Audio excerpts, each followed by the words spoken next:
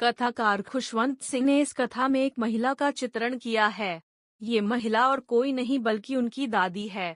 कथाकार जब एक अबोध बालक थे तब उनके माता पिता उन्हें दादी के पास छोड़कर शहर चले गए। कथाकार ने दादी का वर्णन करते हुए कहा कि वो एक वृद्ध महिला थीं जिनकी मुख पर अनेक झुर्रियां थीं।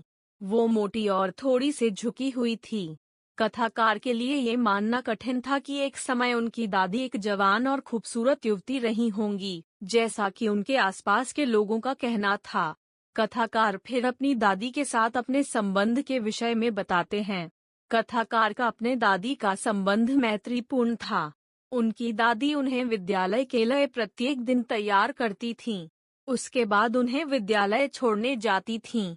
विद्यालय के समीप एक मंदिर था जहाँ वो धार्मिक पुस्तकों का अध्ययन करती थीं।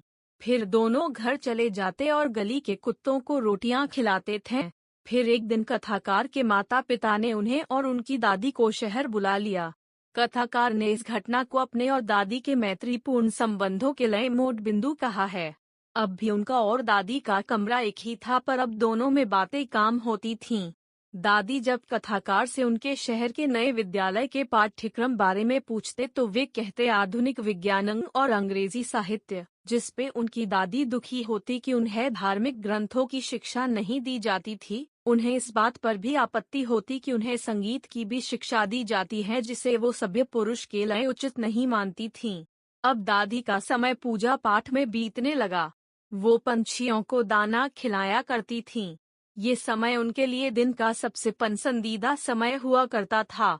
जब कथाकार विश्वविद्यालय में पढ़ने लगे तब उनका कमरा अलग हो गया और उनकी अपनी दादी से दोस्ती का नाता टूट सा गया। उन्होंने हालात से समझौता कर लिया। जब कथाकार ने विश्वविद्यालय की पढ़ाई पूरी कर ली तब उन्होंने आगे की पढ़ाई के लिए विदेश जाने का निर्णय लिया। उनकी दादी इस बात से उदास थी, पर उन्होंने अपनी भावनाओं को नहीं दर्शाया। वे उन्हें छोड़ने स्टेशन पर गईं और कथाकार के माथे पर चुंबन दे के विदा किया। कथाकार ने इस स्पर्श को उनका अंतिम स्पर्श समझा। पर जब कथाकार घर वापस आए तो उनकी दादी उनका इंतजार कर रही थी।